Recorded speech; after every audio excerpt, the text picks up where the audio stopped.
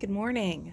Um, for those of you who don't know me, I am Heather Bloom. I'm a speaker, trainer, consultant, coach out of the Seattle, Washington area.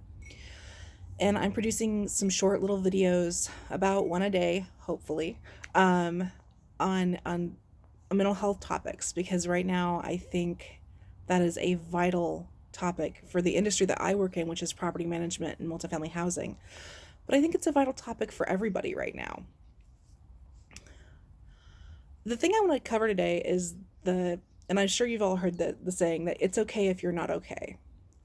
I want to reiterate that to you that it is perfectly okay if you are not okay. Um, on an average day in America, and an average non pandemic day, 1 in 5 of us struggles with mental health challenges. 1 in 5. That's 20%. And I think that works out to like 64.4 million Americans. I guarantee you know somebody who's struggling right now. If it's not you, it's probably somebody you love. And that's 1 in 5 during a normal time. I'm no statistician or mathematician, but I'm going to guess that that number is like times 3 billion right now because pandemic is not a normal time. There's so much going on. There's so much adapting that has to be done like right away. I have to adapt to this new policy, this new policy, this new policy. And even when you begin to start to get a rhythm, then something else comes along, you have to adapt to it. First it was no toilet paper, now it's food shortages in different areas of the country. And it's just a lot it's a lot to take in all at the same time. So reminder, it's okay if you're not okay, but I also want you to know that if you are okay, that's also okay. Maybe you feel like you're not taking this deeply enough or seriously enough because it's not completely impacting you the way it's impacting other people. But I want you to remember that people process things differently. Every one of us has a different backstory, every one of us has a different set of experiences that they've been through as a person. And so we're all going to process this in our own way.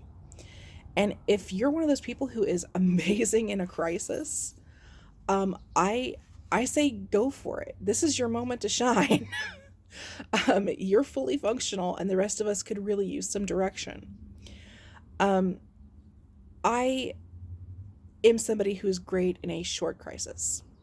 Like, if you've got a broken bone, if you've got fluid coming from someplace, I can handle that. All right, I'm good in those things. If it's a short term thing where we got to make sure someone's fed, or we got to help support somebody in our church or whatever, I'm great with those things. I'm even great at organizing my neighbors to be great for those things. This is not a short term crisis. And Americans are great with short term crises, man. We give our all to help rebuild places that get devastated by storms because those are there, and then there's the cleanup. The problem is that there's no space between the storm and the cleanup.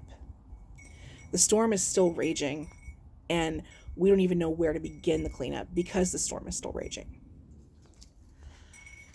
So if you're one of those people who can function right now, and you're worried that that means that, I don't know, you're some kind of a sociopath or something, like you're not emotionally affected by all of this pandemic stuff, I want you to know that that's totally normal.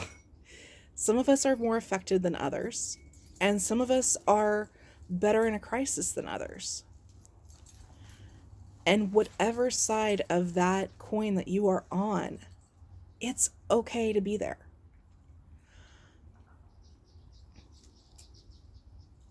I want you to know that somebody cares about you, whichever side you're on. I want you to know that you matter to somebody, whichever side you're on. And if you're having a moment where you're doubting that you do matter because you're looking at all this through an existential lens, and you may be a bit nihilistic at the moment, I want you to know you matter to me. And that I'm not the only person in the world who feels that way. If you get a chance today, write down just one thing you'd like to accomplish today. Just one. We'll talk a little bit later about why your to-do list is making your anxiety worse. But just one thing you want to accomplish today, your main goal for the day. And when you accomplish that, let yourself feel accomplished. Let yourself feel like, yes, I made progress. I'm moving forward. Just one goal for the day. If you finish that one, then you can come up with a new one, but only one at a time. Again, I'm Heather Bloom, out of Seattle, Washington, not a lawyer, not a doctor, not a statistician, just lifelong person who lives with my mental health.